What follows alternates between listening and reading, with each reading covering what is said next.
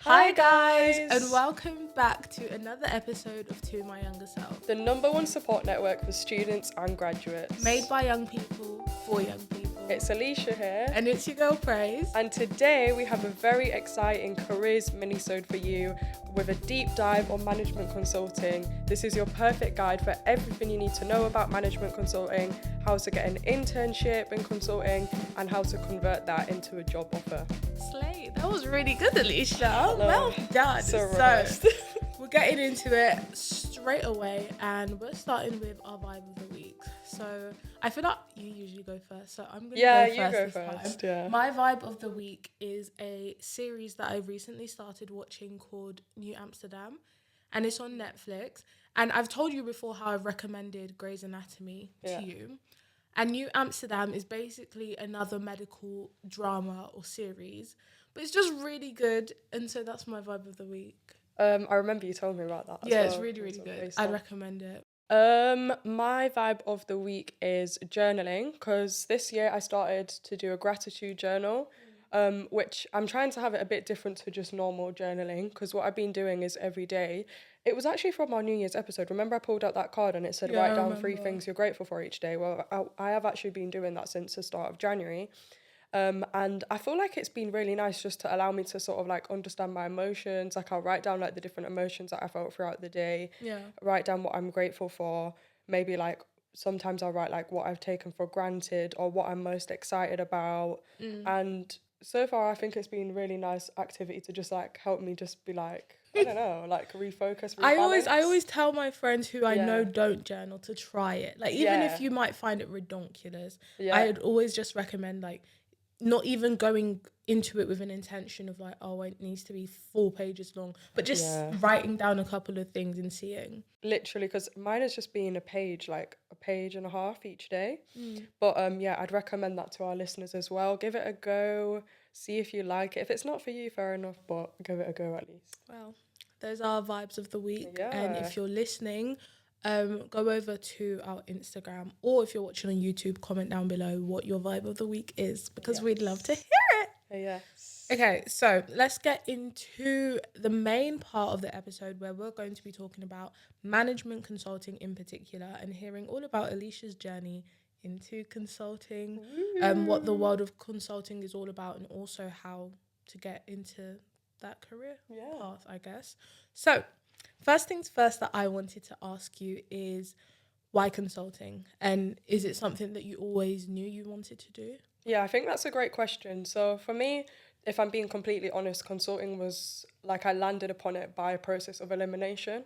So when I first went to university, I wanted to go into politics. I was very keen on that and had my heart set on joining the civil service fast stream. But then I did some work experience in first year in some think tanks, and that kind of put me off of going into politics at a young age, and I felt a bit like disillusioned, I guess, with the UK political system. So I wanted to explore other things I had previously closed my eyes to, mainly the private sector, and get a feel for that. And I think what kind of changed my perspective was meeting my scholarship donor at LSE, because I used to always think before coming to university that the private sector was like the big bad scary world where it's going to suck your soul away and you're going to not be able to have a social impact. And like for me, that was something that was an important value to me, was having a career that has good social impact. But when I met my scholarship donor, I realised that's not the case, because if you build up capital through private sector, you can reinvest that into scholarships or into your community or building schools back home. Like you can use your money how you want to. And actually a lot of these corporate companies do have a lot of like social impact arms as well, and are really like mindful of that too. So anyway, at that point then I was thinking about finance or consulting, because I do feel like those are like the 2 typical routes especially in the UK anyway, when you're at university, that people consider going down, especially from my degree background, because I did economics. Like that's what I was hearing a lot about at LSE. So I was like, let me have a look into them. Finance, I kind of ruled out very quickly. I just thought it's not for me. Like I remember just looking at some of the commercial awareness stuff, and I just wasn't interested in it, to be honest, at all. Private equity, all of those sort of fields, I ruled it out quite quickly. I think like with your personality, you know if something is going to be for you or not, and I just knew I wouldn't find it interesting.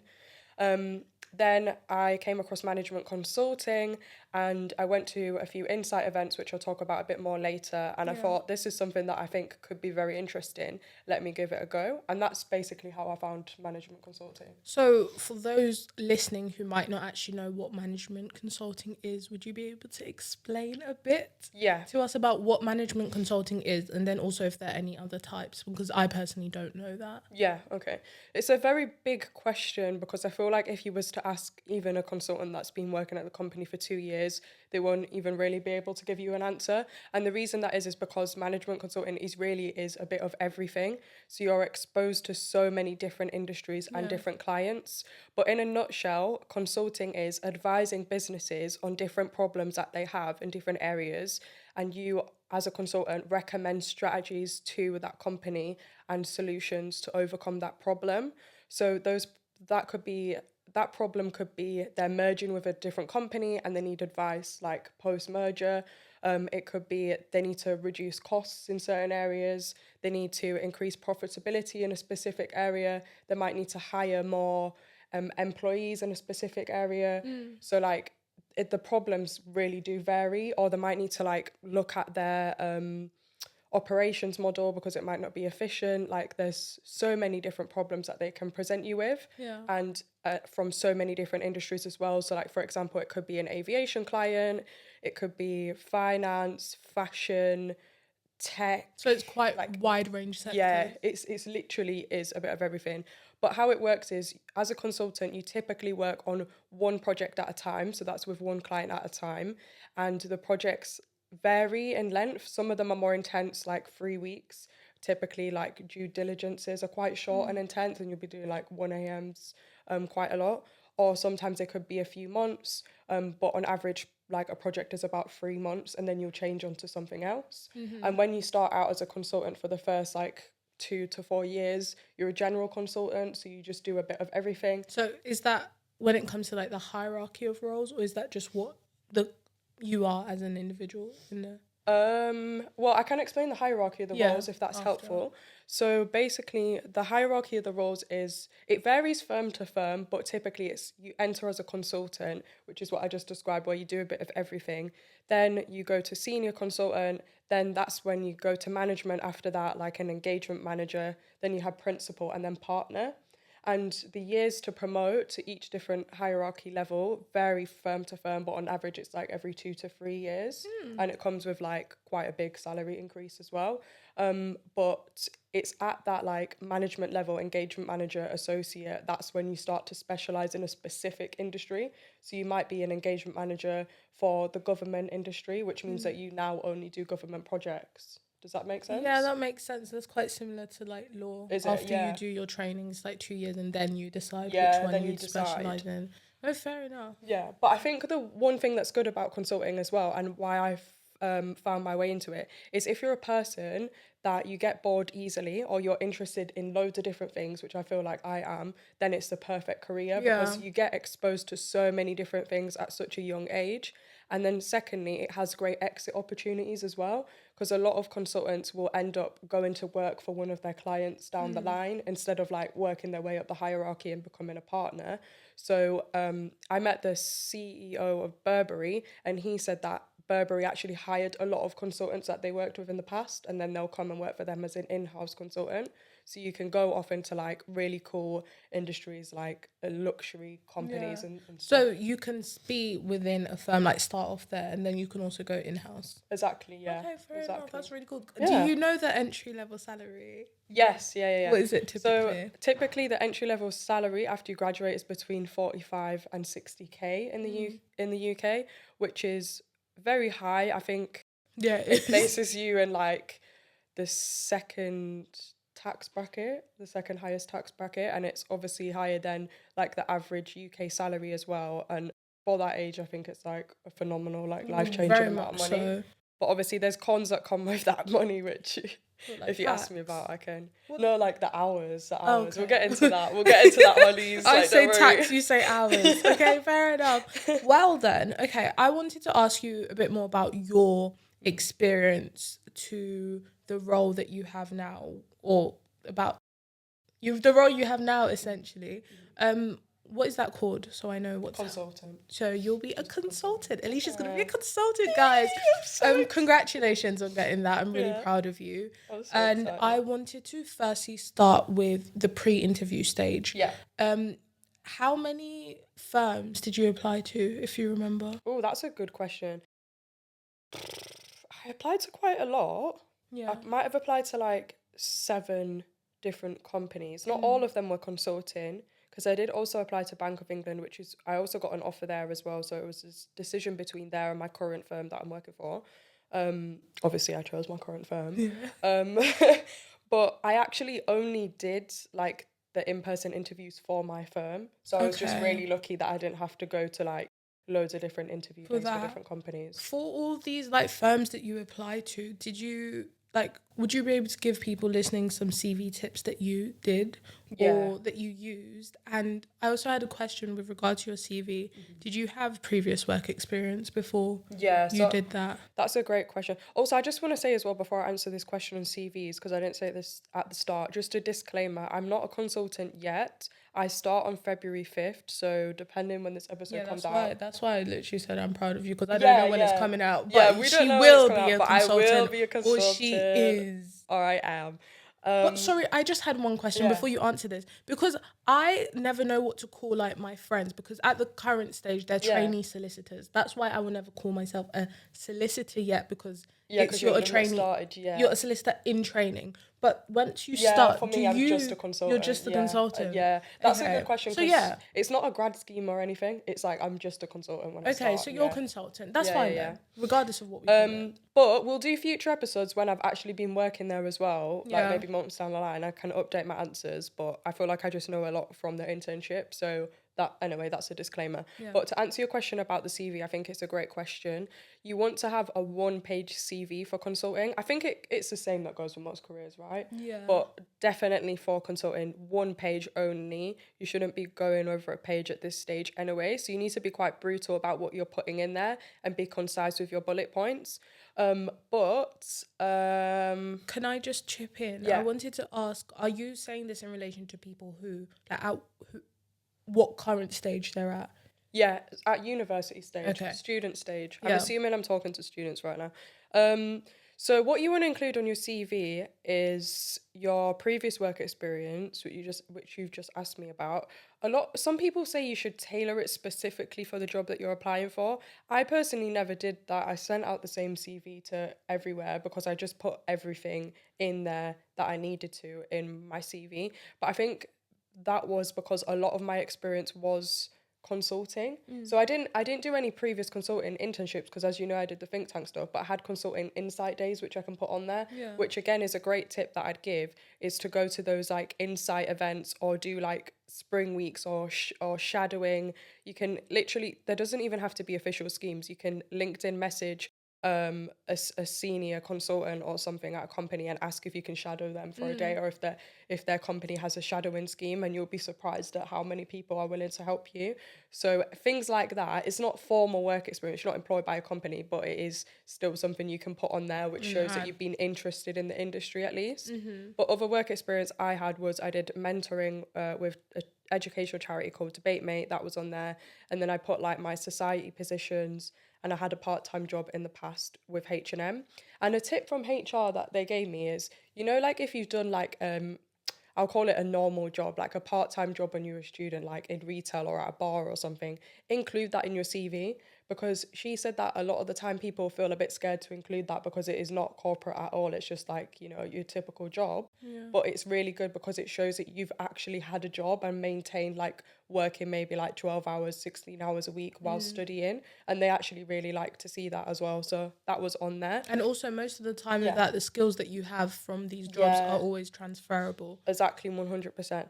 And then other tips I'd just give is to try and quantify some of your bullet points if you can. So if you say like, oh, I was society president, then maybe you could have as a bullet point or in the year that I was president, I increased membership by 30%. Also, don't use first person, so don't put it how I just said it, like don't use I. So you would just like increase membership by 30%. Those are like my biggest tips, I'd say. I feel like that saves a lot of space on the page as well. Does, yeah. Did you have to do a cover letter for these Yeah, so not every company asks for a cover letter. My company did, and the important thing for consulting cover letters is to be structured, because the whole point of consultant, or one of the biggest qualities of a consultant, is that they are very structured thinkers. Because the idea is you're presented with such a massive problem from a company, and you're tailoring and being structured and thinking of like different buckets, different categories, and then recommending those solutions Yeah. to the client. So the whole process is extremely structured and organized. So you want the same to apply to your cover letter. So how I structured it is having 3 different paragraphs. It doesn't matter what order, but why consulting, in terms of the whole industry, why that firm in particular, and then why you. So like, why should they pick you?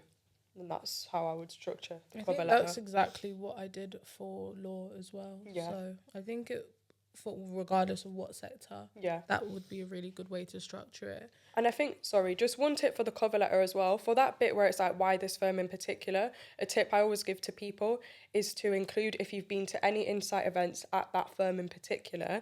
And if you haven't had the chance to do that, message some of the employees, go for coffee chats, like just reach out to people on LinkedIn that work there, go for coffee chats, find out about the culture and different things that they have, Yeah. like maybe different networks, and then include that in your cover letter. Like literally put names, say, yeah, like I'm so interested in this company that I had coffee chat with Ben, Holly, Aleesha, Praise, to find out about the culture, and I was drawn by this particular aspect. Like that shows you're very keen in the company, and they can check those names and know that you're not, making it up as Do well. you feel like you did a lot of networking prior to this?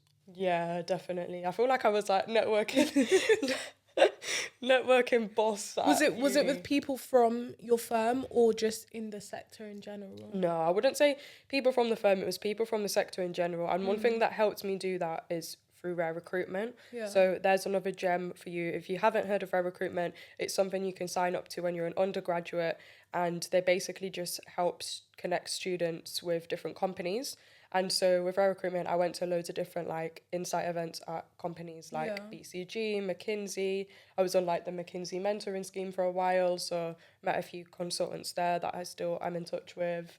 And so yeah, all of that is like relevant, even if it's not my firm, it's like still in the industry. Another great thing I'd say about Rare Recruitment is that for law, because I was on one of their law schemes, they go through your applications with you, and they sometimes do like interview prep or mocks, or there's just lots of people there who you can ask questions about.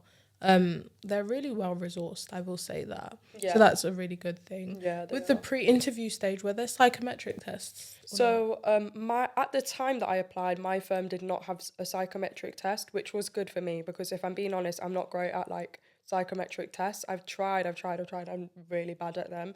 So I'm more able to shine through like interviews and like my CV and cover letter. So that worked in my favor. But now they have introduced psychometric tests, and I think that's just because just to kind of help them like differentiate, because you're receiving like 5,000 cover letters. Like sometimes you need something to help you decide who goes to interview stage. But yeah, so majority of consulting firms do have them. I won't give specific tips because honestly, they are so different between each consulting firm. Like I've done quite a few. I know that McKinsey's is like a game style, a problem solving game. It's actually, have you ever seen it? You won't have seen it. No, but it's literally like you're in a forest and like it's crazy. I mean, they might have changed it now, but it's literally like a video game. It's so do you crazy. answer questions along the way or something? No, like you're literally playing a game and they're seeing your problem solving. Like things like chess, like that sort of vibe, if that makes sense. I know, very interesting. Whereas other firms have like maths questions, which is like more standard. So just research into your company and have a look at what specific test you will be sitting. There's a lot of videos on YouTube. For example, there's quite a lot of videos on the McKinsey game on YouTube, and there's a lot of resources out there. In fact, majority of the time the companies will post on their website like mock tests and practice that you can do, Yeah. because I don't feel like they're trying to catch you out. They just need help differentiating, because these companies are very competitive. No, that's true. Yeah. Before we move on to like the actual interview stage, I wanted to ask you, because it just came to my mind now, did you have lots of stages before you get to the actual interview? Actually no. So at the time that I applied to my firm, it was literally a case of send in your CV, send in your cover letter. And from there, they told me that they whittled down from 3,000 applications to 80 going to interview, just from cover letters and CV. which is insane. I know. But don't you think that's really hard? Yeah, I don't. To this day, I don't really know what it was about. Like, I remember asking HR, like, what was it that you looked for? What made you pick mine or pick us? You know, that's here to go to interview, and it was just those tips that I was given earlier, really. Okay, And fair I think they enough. can just tell, like, if you're organized and if you have a genuine interest. So you're listening to an expert, guys. You are, like, you're getting the inside HRT I right think here. so. This isn't even me because this is your time. But I did want to say one thing I'm thinking of now. Like, if you do a cover letter or CV, just make sure like you get the easy things out of the way, like no spelling or grammar Yes, 100%. problems in there. Yeah. There are literally That's it, things that can help you. You can make a spelling mistake and they might literally That's just it, like, disregard your whole next. application. Yeah, because consultants are meant to pay attention to detail. Exactly. And you're here like saying you want to be a consultant and you make a spelling mistake. Like you, just little things like that, it goes a long way. Yeah. And like have someone else review it as well. Multiple if you can. people, in Yeah, fact. I had multiple people Yeah. help me with my stuff. Like mentorship played a massive role in like how I got to the interview stage as well. So like, yeah. So with your interviews then, what do you think you did in order to prepare for them? So I won't lie, I don't think there's cutting corners like for consulting. And I guess just if you really want to get a job in particular, I would say don't cut corners. Like I'm the type of person I would rather put my all into something and put the hours into like the interview 100%. prep and then know if I didn't get it, I gave it my all. Then you know if you didn't get it and you didn't give it your all, then you'll never know if you put your all in if you could have got it. So I don't know how many hours I did of prep, but I'm gonna say like 30 maybe. Like honestly, it was loads. Have you always had those? No, hours? I know. I was waiting for you to notice I was them. like, Aleesha, where did you get those? I know. I got them for Christmas. Who? My dad got them for me. Oh, I know, you never said that when we had a call. I know. Sorry. They're really nice. They're I literally really cute. forgot. I know. Thank you. No, sorry guys. Side note. Come over to YouTube to see what we're gushing about. It's just my Ugg boots. What was I saying? Oh, the interview prep. Yeah. So what you want to do is watch YouTube videos on case studies to get a good idea of what the case study interviews are actually like. It's basically, just to explain, your interview is them running through a consulting problem with you, and you have to solve it then and there, like on the spot, kind of.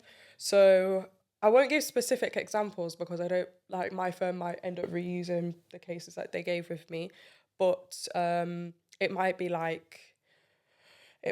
like calculating like insurance for a company or something like that. So it's a lot of mental maths that you have to do in the case interviews, but they do give you pen and paper, and you're just working it through with them. So it's not really like a... You know what? Yeah. This reminds me of my 11 plus like interviews that I had to do for schools. Yeah. And it's like they'd say, this is the size of the paper. How would you figure out It's literally like that.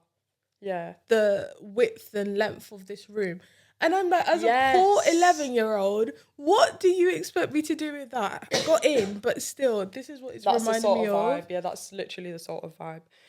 So I had 4 case interviews like that, and then 1 CV fit interview. The CV fit interview is much easier to prepare for. 4 case for the same firm?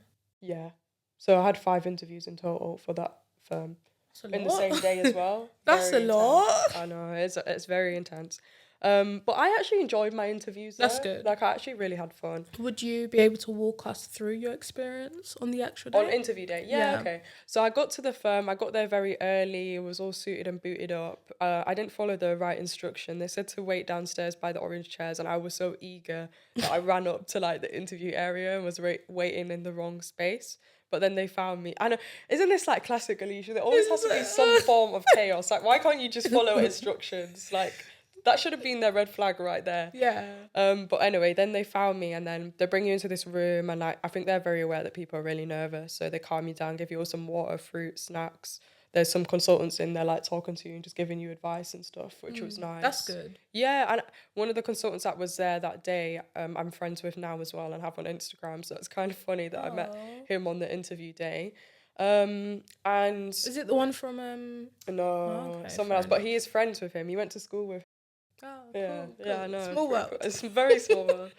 Then they just explained to you how the day's going to work. Yeah. And then I went into my first interview, which was a case. And because it was my first interview of the day, I was quite nervous for that one. gosh, my interviews were so long ago. I'm trying to think what it was that he got me to do, but it involved a lot of mental maths, which I remember, and I messed up my mental maths in that.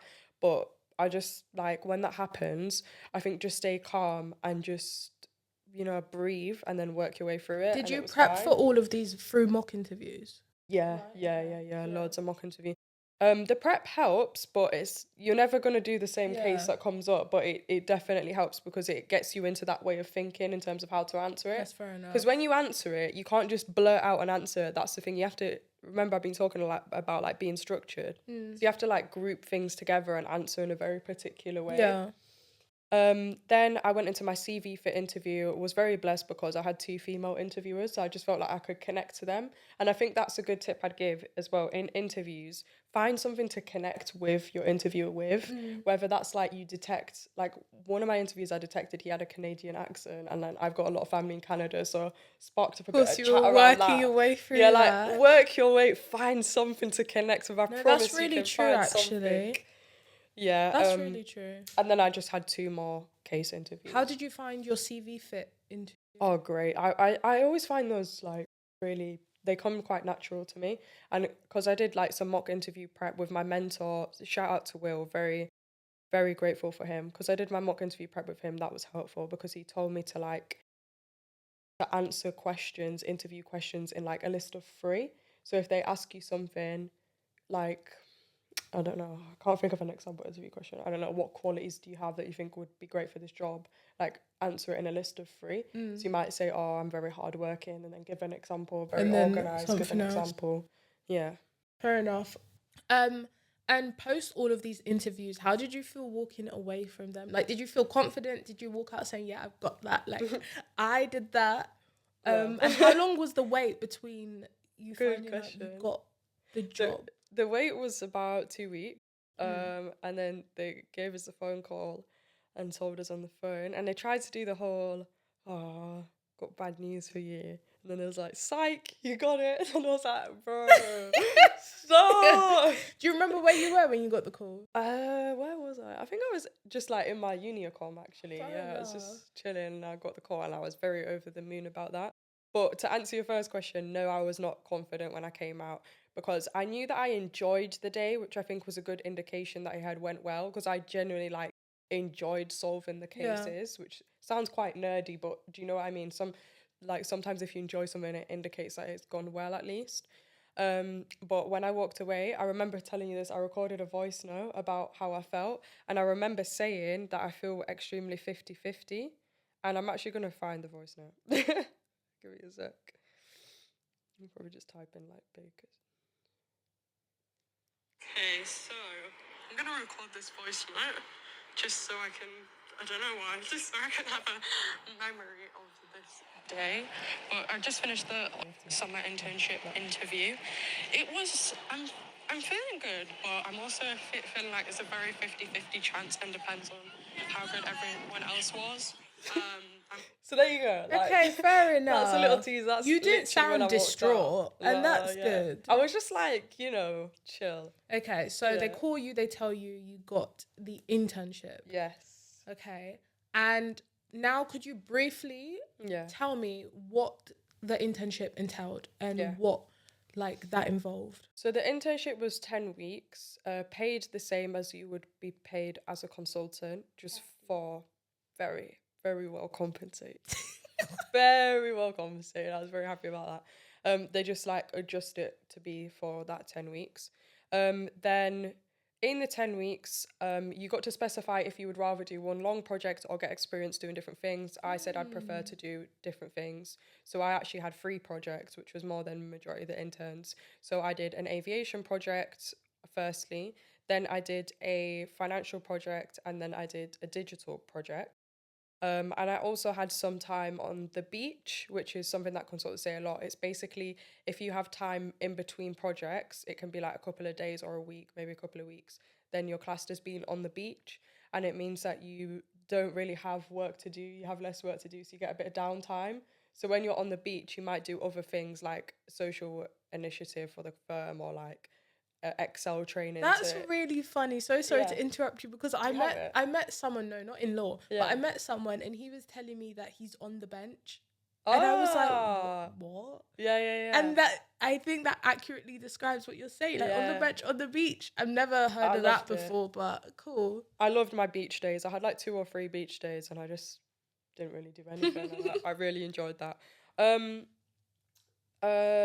oh yeah, feedback reviews. Also, after each project, you get a feedback review, which is basically they kind of, well, they just give you feedback based on how you performed on that Yeah. project, but in very specific areas. So like, oh, your Excel skills were like this, your math skills were like this, your leadership, your culture, blah blah blah, and they just kind of rank you based on different things.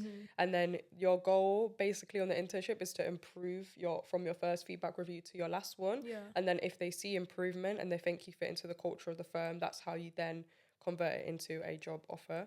Other things on the internship, it was just like a really fun experience. There's a lot of like team building days, a lot of like social events with the other interns. What were some of the perks of it? Oh yeah. Perks, fancy dinners. Every time you finish a project, there's a fancy dinner. So I actually ate snails, for the first time. I know. I don't know if that's a perk, eating snails, but no, I gave it a go because we went to some bougie French restaurant and everyone was ordering the snails and I was like, it's not going to be good sportsmanship. Yeah.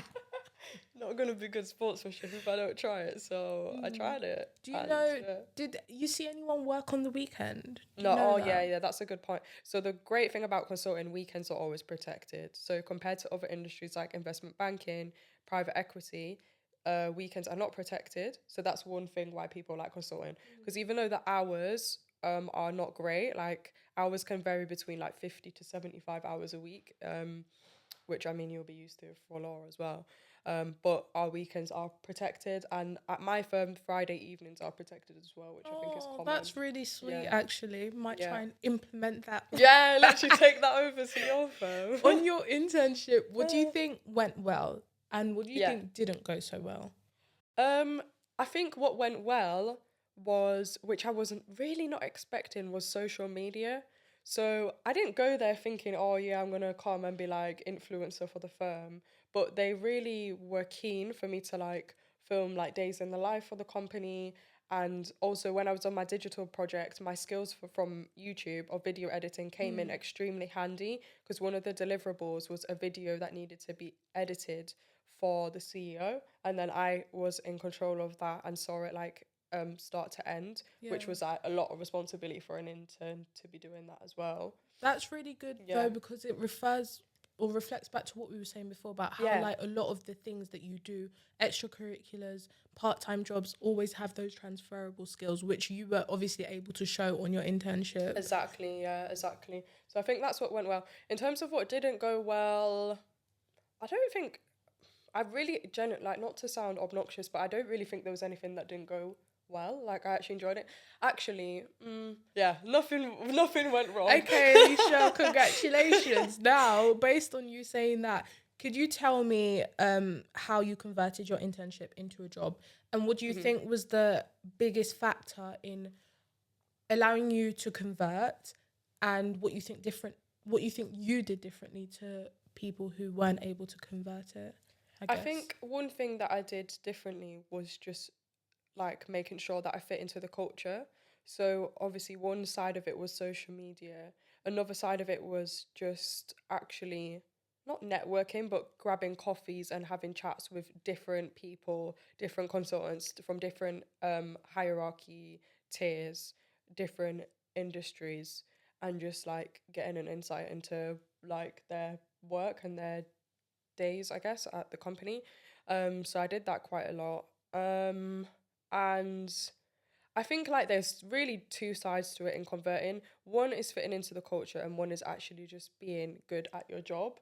And I think one thing that I did to help me be good at the job was just not be afraid to ask questions. If I felt like something was going wrong, I'm not the type of person, I'm not going to sit for 5 hours and do something that's completely wrong and then hand something wrong. I would much rather make sure I'm very clear on the instructions at the start. And if I'm not, I'll ask again, because at the end of the day, you're there to learn. And I think the same applies even when you start the job as a consultant. For the first couple of months or whatever it is, you're still learning and getting used to it. And I think showing that willingness to learn is important. Like they need to be able to see that. Yeah, exactly. And then once I didn't understand what I was doing, I wouldn't be like, I wouldn't shy away from putting the hours in and just getting it done, because I would genuinely just want to make sure I'm doing my best on the work. And then, I think it's just like what I said earlier, just making sure you're improving, because they don't expect you to be, absolutely incredible, because it's only 10 weeks, but it's just showing improvement, and that kind of like showing that you actually want to be there as well. And I quickly wanted to ask, in law, we have like a thing where after you do your vacation scheme, you do another interview. Did you do that? At the end? No. So luckily you don't have to do another interview at the end. They just decide, because consulting is so feedback oriented, and they have all the feedback reviews and everything they need, they just decide from that. So that was perfect. No other interview. And with that being said, I would like to ask you one final question, unless there's anything else you want to speak about. Thank you for giving us such an insightful little debrief of management consulting, your experience, your journey. What is one piece of advice you'd give to your younger self considering a career in consulting / management consulting? I think one piece of advice I give is be open-minded to different careers, because I didn't even know what that was when I was younger. And a lot of the time, I think that's the case. Like, even now when we're talking, there's going to be so many new jobs created in the next couple of years that we won't even, have processed is going to be a thing. Yeah. So I think literally just being open-minded and flexible, and just knowing that my interests and hobbies will sort of be helpful, if that makes sense, like with the video editing, for example, or me always having so many different interests and being confused about what I want to do has been perfect for this career as well. So just being open-minded, having that willingness to learn, and just knowing that you'll end up being where you're meant to be. Well, that sounds like great advice. And thank you for being a great interviewer. No problem, Aleesha. It's great having you. But no, we hope you guys found this episode of To My Younger Self very helpful for those who are interested in a potential career in consulting, or just interested in knowing what management consulting is, or what Aleesha's up to or about to start in her life. Yes, I'm so excited, honestly. If you do have any questions, what do you want them to do, Aleesha? Yeah, I was just going to say, if you have any questions further, message me on LinkedIn or Instagram. I'm always happy to get coffee chats with people, to be honest, and do like video calls, phone calls. So do send me a message. Also, if you want to see more like days in the life as a consultant and see what it's like and actually get a proper insight, you could head over to my personal channel, which is just my name. Because it's linked also below in the descriptions. Yeah, both our channels are linked in the descriptions, because there I'll be posting majority consulting content. So hope to see you over there. And with that, thank you guys so much for listening to another episode of To My Younger Self. It's been your girl Praise, and it's been Aleesha, and we will see you next week with another episode of To My Younger Self. Bye. Goodbye. Oh, that was good.